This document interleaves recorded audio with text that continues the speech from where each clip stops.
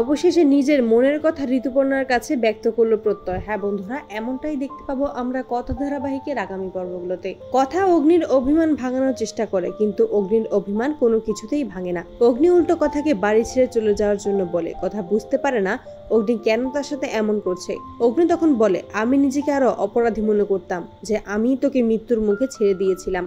তুই আমাকে চোখের সামনে এমনটা দেখার পরও নিজের সত্যি আমাকে না জানালি। অন্যদিকে ঋতুর বিয়ে ঠিক হলো সেটা প্রত্যয়কে জানানো হয়। সকলেই তখন প্রত্যয়কে বোঝায় যে তুই এক্ষুনি ঋতুকে তোর মনের কথা জানিয়ে দে, নয়তোবা অনেক দেরি হয়ে যাবে, ঋতুকে অন্য একজন বিয়ে করে নিয়ে চলে যাবে। সকলের সাহায্যে প্রত্যয় ঠিক করে সে এবার ঋতুকে নিজের মনের কথা জানাবে, নিজের ভালোবাসা ব্যক্ত করবে। তাই প্রত্যয় ছুটে যায় ঋতুর বাড়িতে। সেখানে এসেই ঋতুর মায়ের কাছে নিজের পরিচয় দেয় এবং সে যে ঋতুকে পছন্দ করে, তাকে বিয়ে করতে চায় এমনটাই প্রকাশ করে। ঋতুর মাও প্রত্যয়কে দেখে খুবই পছন্দ করে এবং বিয়ের প্রস্তাবও মেনে নেয়। অন্যদিকে বাড়ির সকলেই তখন দাদু ও ঠাম্মির সাথে কথা বলে ঋতু ও প্রত্যয়ের কথা নিয়ে। তখন তারাও রাজি হয়ে যায়। ঠাম্মি তখন বলে, আমি তো আগে থেকেই জানতাম প্রত্যয় দাদু ভাই ঋতুকে খুব পছন্দ করে।